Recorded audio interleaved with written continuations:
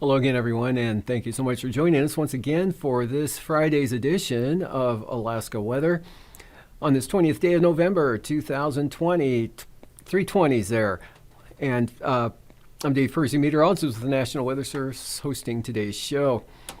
Up first, how's this weather graphic? We got a winter storm warning out there for the northern panhandle, specifically from Juneau up the Klondike Highway, to Skagway and everywhere in between, like Haines and other areas there. And that's out for tomorrow and tomorrow night. And that's for 4 to 11 inches of snow expected in the areas there.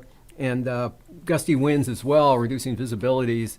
And so pretty hazardous driving in that area. Otherwise, down to the south there, the southeastern part of the southeast coast, Stewart Hyder, winter weather advisory for snow, and also winter weather advisories for the Yakutat area. For snow, several inches tonight, and beginning tonight into tomorrow evening.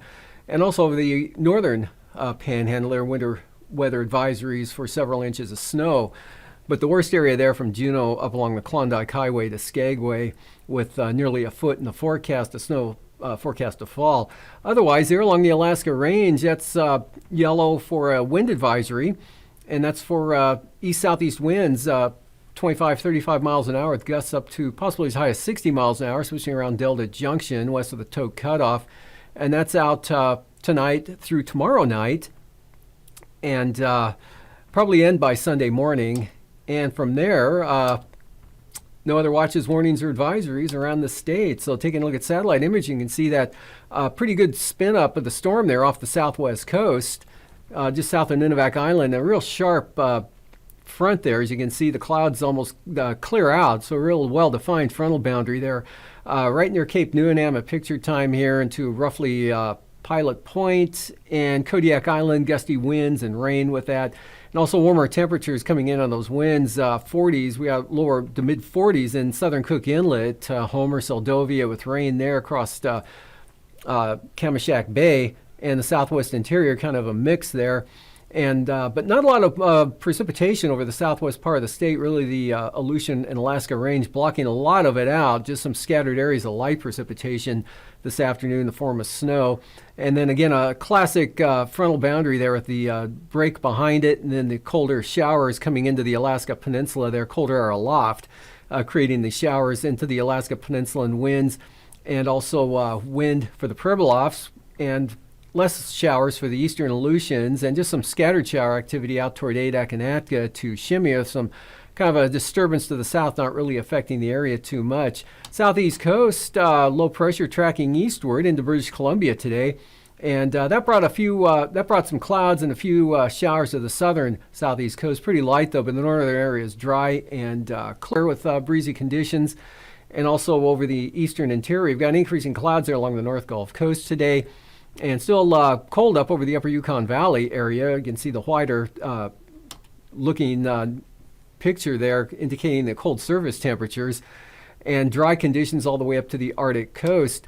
And putting that in motion again, that front will be weakening as it pushes eastward slowly, but that won't happen until actually tomorrow afternoon. But as it pushes into the North Gulf Coast, look for strong winds in the marine forecasts, storm force winds coming in tonight and tomorrow morning, at least into midday for the eastern North Gulf Coast. But for tonight, we've got gales and storms from Kodiak Island. But as that front pushes eastward, winds and rain precipitation will lighten up across Kodiak Island and back along the Alaska Peninsula, then get windier again with the main low center pulling the colder air in. So look for periods of snow showers, eastern Aleutians, and snow or rain and snow mixed there for the Alaska Peninsula.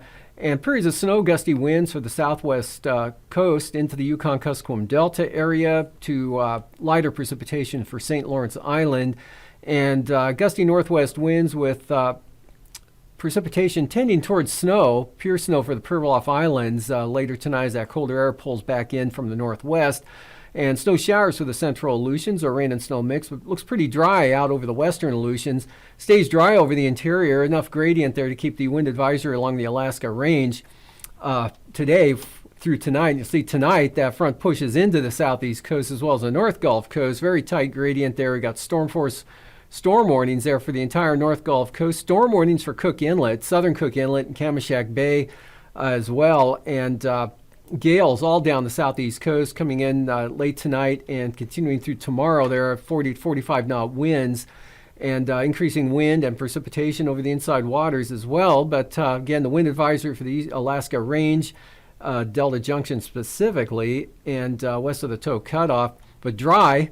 Just some variable clouds spilling into the upper and mid-upper Tanana Valley area, as well as the Seward Peninsula, but mostly clear on up toward the Fort Yukon area and the Brooks Range out to the Arctic coast. Maybe a few clouds on the east side. Otherwise, gusty winds with snow or rain and snow showers into the southwest coast, Yukon-Kuskokwim Delta, lighter snow amounts into the Kuskokwim Valley, and chance of snow comes into areas of northern Cook Inlet. Mostly it'll be over toward the eastern slopes of the western Alaska Range, and some of that will spill into the Copper River Basin. And less wind, not too bad of a night tonight for the western Aleutians. Real lax gradient there, so winds into tomorrow as well. Be pretty light with some scattered snow showers. More numerous snow, though, up toward the Pribilof Islands. And for Saturday, that low weakens southwest of St. Lawrence Island, so just some isolated snow showers for the Pribilofs and the kind of a weak ridging effect coming into the Alaska Peninsula, eventually into Bristol Bay. So that definitely dries it out. Over the southeast Bering, some possible sun there for the Alaska Peninsula with light winds, as well as the southwest interior in between the two low centers. There could see some clearing with light winds, but front weakening, especially in the afternoon as it pushes into the Panhandle. So winds and precipitation will be coming down throughout the day today or tomorrow, Saturday, there with even for the North Gulf Coast. And then a weak system pushes some light snow into the mid and upper Tanana Valley, but that keeps the gradient up for the wind advisory for the eastern Alaska Range through tomorrow and probably into tomorrow evening. Then it'll come down and kind of breezy over the eastern interior all the way up to the eastern Arctic coast. Less wind over the west side there, with most of the clearing occurring from the Kobuk-Koyukuk Valley across the Brooks Range all the way out to the Arctic coast. Weak system brings a chance of rain or snow to the central Aleutians. And then for Sunday, that system intensifies a little bit as it moves east and northeast, just south of the Alaska Peninsula. So gale force winds come back into Kodiak Island with rain heavy at times, especially on the east side. Rain and snow, North Gulf Coast, to mostly rain for the eastern North Gulf Coast, but winds will be much lighter on Sunday. Just some scattered rain and snow shower activity over the Panhandle. Some areas won't see any at all. It's possible clearing over the central southeast coast. Very weak low down toward Dixon Entrance. That'll keep it damp and unsettled for St. Lawrence Island into Ketchikan, Metlakatla, all the way over to Stewart and Hyder. And still quite an area of light snow and snow showers over the central and southeast Bering Sea to the southwest coast, but the north slope stays dry. And not too bad wind-wise either for the Arctic coast. A little breezy on the eastern Arctic coast. I believe brisk wind advisories are out there for the Kaktovik-Barter Island area, both tomorrow and Sunday. Otherwise, a little bit more in the way of wind for the Aleutians. Southern Bering Sea, you can see the gradient increasing there. High pressure trying to build in, but the center off to the southwest. And the new system tightening the pressure field up there with that low pulling up toward Kamchatka Peninsula, and then the deepening center south of the Alaska Peninsula. Anyway, temperatures for the lows tonight, well below zero. 25 to maybe 30 below for the Yukon Flats area, as well as areas all the way down to Northway and Tok into maybe the lower minus 30s. Minus 16, Copper River Basin, Gulkana. Mid to upper 30s, southern Panhandle to near 20 in the north. Mid 20s for the Juneau area. 20 south central Alaska, single numbers to Sitna Valley. And upper 20s, lower 30s for the Bristol Bay area. Mid 30s for the Kodiak Island zone. And lows near 30, St. Lawrence Island. Arctic coast near or above zero, single numbers for the Brooks Range, lower 30s for the Aleutians. Highs tomorrow, 35 to 40 for the Aleutians, near or into the lower 40s for the Pribilofs, eastern Aleutians, Alaska Peninsula, Kodiak Island, North Gulf Coast, Panhandle, lower to mid 40s for the central and southern areas, to near freezing Juneau, to upper 20s up toward Haines and Skagway. Otherwise, coming above zero in the Tanana Valley, the east side, Northway Tok, 10 below to just under zero for areas from Eagle up to Fort Yukon. and above zero for the North Slope and Arctic. Coastal areas, mid-30s, St. Lawrence Island. Lows Sunday morning, not quite as cold, but still below zero, 15 or 10 to 20 below on the east side. Northway still down toward 30 below. Otherwise, lower 20s northern Panhandle, mid-30s to the south, mid-20s south central Alaska, lower to mid-30s out west. Highs Sunday afternoon, a shade below zero, upper Yukon Valley to Eagle, to 10 below Northway and Tok, 10 above for the Copper River Basin, and mid-20s to mid-30s for south central Alaska. And now, aviation weather around Alaska. First line weather graphic Saturday morning. Some IFR eastern Beaufort Sea coast. Otherwise, good VFR. Most of the North Slope across the Brooks Range, all the interior down to the Copper River Basin to the North Gulf Coast. Got some marginal VFR there right along the southeast coast, the southern part of the Panhandle, though IFR just off the coast with marginal VFR eastward to the border. And Kodiak Island, Sitkinak improving, Akiak with VFR spreading in, but IFR, Fognak Island, pushing up into southern Cook Inlet, western Prince William Sound, most of the Kenai Peninsula. Bering Sea, marginal VFR with some areas of VFR, Adak, IFR, St. Matthew Island, and the Bering Strait up along the western North Gulf Coast, or the western Arctic coast, and Chukchi Sea, VFR. For the afternoon, that holds. Still some IFR there for the eastern Beaufort Sea coast, and Barter Island, Kaktovik, otherwise VFR, central northern interior, western Arctic coast, Seward Peninsula, most of Norton Sound, with marginal VFR for the Bering Sea, IFR Adak now spreading into Nikolsky, and then IFR over the southwest interior, Iliamna, southern Cook Inlet, Kachemak Bay, right up across Resurrection Bay, Seward into western Prince William Sound, northern Prince William Sound, and the North Gulf Coast, and IFR southern Panhandle with marginal VFR in between. And for the morning on Sunday, IFR along and, in the Kuskokwim Valley up to the Alaska Range, and then back to the west across the Yukon River, the lower valley there, but the deltas, marginal VFR, Norton Sound marginal, southern Seward Peninsula marginal VFR, as well as just about all the Bering Sea with some IFR north side of Unmak and Unalaska Islands, and across the Alaska Peninsula, a zone of IFR there, and some IFR along the coast range of the North Gulf Coast, possibly into the Valdez area, and then the central eastern Alaska Range, VFR, and just a patch of marginal VFR there just south of Eagle over the more mountainous terrain, and IFR northern eastern Panhandle, otherwise marginal. For the afternoon, IFR for the eastern Panhandle, marginal VFR on the west side, becoming VFR right along the coast or just off the coast. Marginal Kodiak Island, a band of IFR here across southern Alaska. They're from, Kuskokwim Bay, right up across north of Bristol Bay, across Prince William Sound, the North Gulf Coast, and then VFR in the interior, northern Cook Inlet, Susitna Valley, most of the Matanuska Valley VFR, northwestern Copper River Basin, all the way to the North Slope, IFR, right along the east central Arctic coast. VFR, southern Bering Sea, IFR slipping up into Atka and Nikolsky. Passes Anatuvik tomorrow and Adigan, both VFR looking good up there through the Brooks Range both days. And Lake Clark and Merrill, IFR, lowest conditions on the eastern approach. That'll be IFR, otherwise marginal.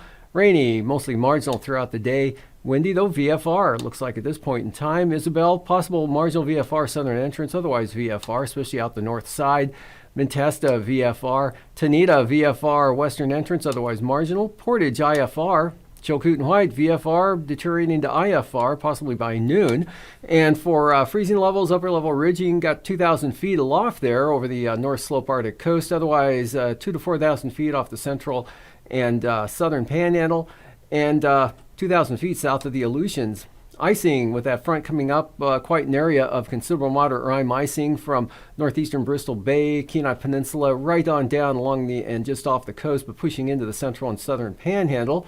And that's sliding on up into western Prince William Sound. And out to the west, areas of more isolated mixed or rime, just isolated moderate at best out west.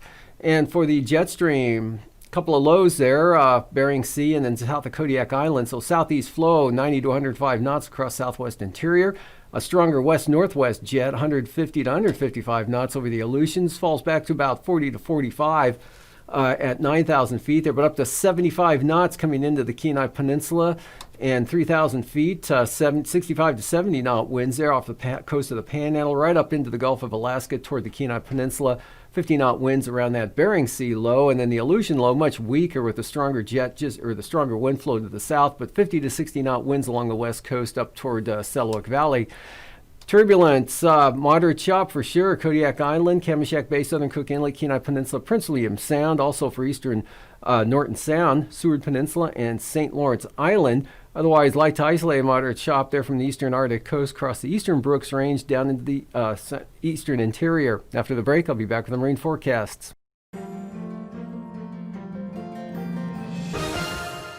Welcome back to another edition of Alaska Weather Facts. I'm Dave Snyder, and joining me again is Cindy Preller. She's the Tsunami Program Manager for Alaska Region's National Weather Service. Thanks again for joining us, Cindy. Thanks for having me back, Dave. Sure thing. And I love saying Tsunami Program Manager for Alaska's National Weather Service because that's not weather. Why is the Tsunami Program part of the National Weather Service?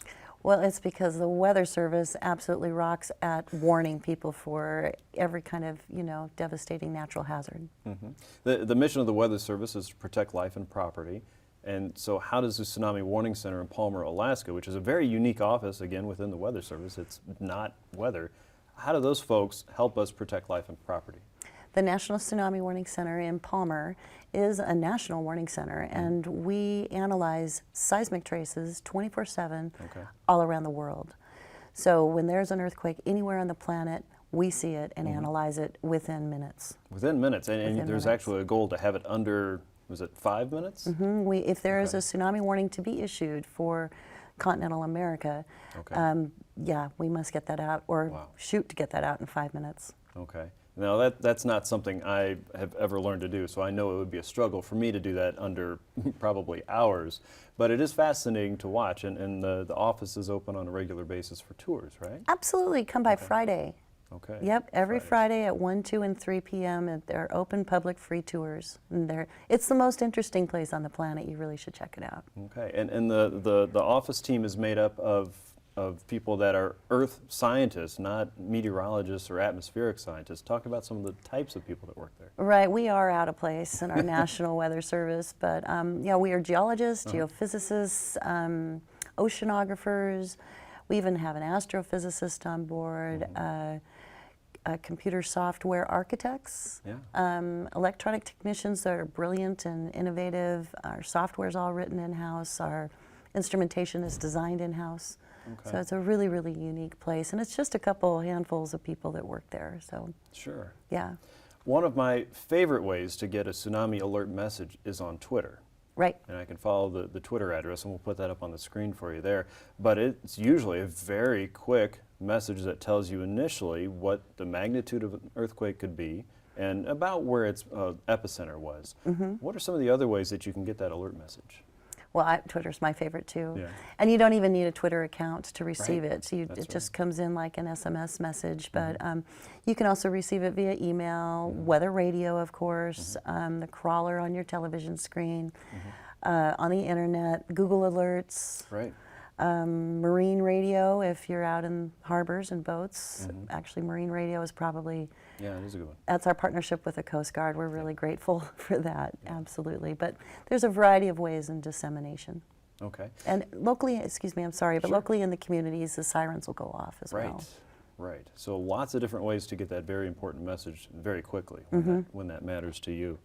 One of the ways that the Warning Center practices with communities is a test on a yearly basis, right? Right. How does that work? Thanks for bringing that up. It's a controversial issue, but it's super important to help us warn better and really serve Alaskans. So the week of March 27th, the commemoration of the 1964 event, for that week we have a Tsunami Preparedness Week every year.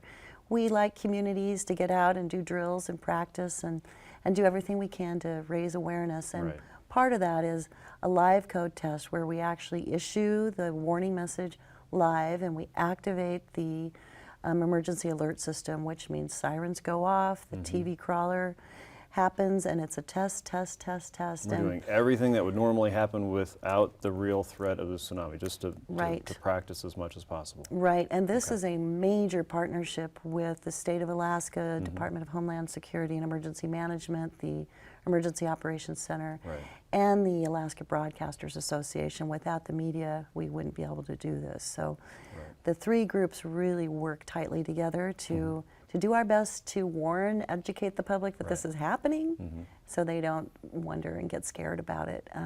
It has been remarkable what we've learned. I mean, it pretty much breaks somewhere every time, but then we fix it, and it gets better. So a quick example is just a few years ago, we used to, when we issued a message, it would activate the entire state. Right? I mean, Kotzebue, Nome, Bethel, everybody would be in tsunami warning. And so now we can regionalize it to where the actual event is taking place. That's pretty huge. Right. So identifying points of failure and also points of success, and making sure we continue down that successful path so that folks are warned as quickly and accurately as possible. Absolutely. And you know, to get our communities involved, to prep themselves, prep their businesses, prep their tourism, prep their schools, you know, just make this an annual thing they need to be doing. Right. So as citizens wanting to be prepared, we should be prepared to learn more about that test that's happening usually toward the end of March every year. Right, and you should be happy that it's happening. Right. Instead of upset. Definitely be happy that it's happening. Right. Just as we test tornado sirens in tornado country, we also have to test the tsunami program as well. Right, because there isn't enough time. You know, for a local tsunami, the wave will arrive in less than 2 minutes. So it's super important that people know what to do. Very good. Well, Cindy, thank you so much for helping us know more about the Tsunami Ready program and the test. And the Tsunami Warning Center is a very unique and very important job in the National Weather Service that is just fascinating to me every time I visit the office. So, it's the only one for the continent. You really should come check it out. It's an international effort. Yes. Wonderful stuff. Thank you, Cindy. Thank you, Dave. And thanks for joining us for another edition of Alaska Weather Facts. I'm Dave Snyder. We'll see you next time.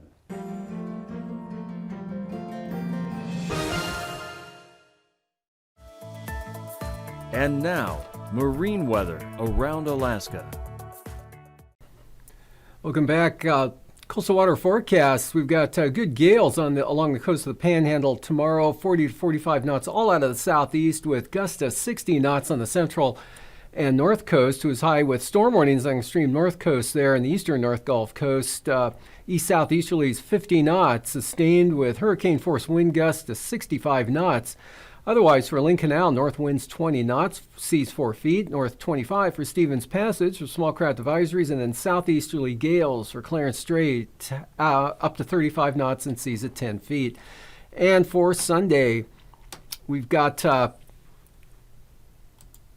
there we go, north winds 10 knots for the central and northern inside waters, seas down to 2 feet. Clarence Strait southeast 15, small craft advisories for the south coast, south to southeast 25 knots, southeast 30 knots for the north coast with seas up to 12 feet.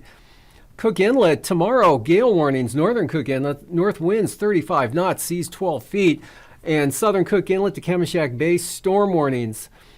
For northeast winds 50 knots, 20-foot seas, and we've got east-southeast winds 50 knots for the eastern North Gulf Coast, southeast 45 knots for the western North Gulf Coast, Prince William Sound, full gales, east 40 knots, seas 9 feet. And for Sunday, Prince William Sound winds really come down, 15 knots out of the south, same thing for the eastern North Gulf Coast, 20 knots for the western North Gulf Coast, south 20 also for the Barren Islands, Kamishak Bay. All of Cook Inlet winds will be out of the south, 20 knots, 5 to 6 foot seas. So the windiest day definitely for Saturday for this weekend. And for Kodiak Island, west-southwest winds, 30 knots, small craft advisory, seas up to 16 feet. Alaska Peninsula and Bristol Bay, winds will be west, 25 knots with seas in Bristol Bay up to 9 feet and 13 to 16 feet for the Alaska Peninsula. For Sunday, Kodiak Island, southeast winds on the east side there at 30 knots, 12-foot seas. Chillicothe Strait, east 25, 7-foot seas. Sitkinak to Castle Cape, southeast 30 knots. And from Castle Cape to Cape Sarachev, southeast winds 25 knots.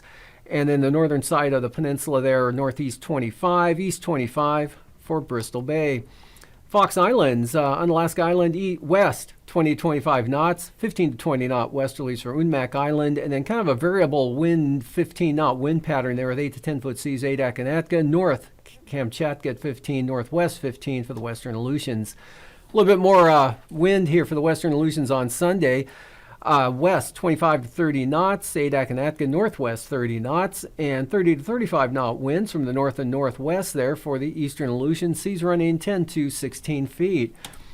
Along the southwest coast, south of Nunivak Island, small craft advisories, 25 knot winds from the southwest blowing into the Kuskokwim Bay with 13-foot seas. Gales for the Pribilofs west 35 knots, 15-foot seas.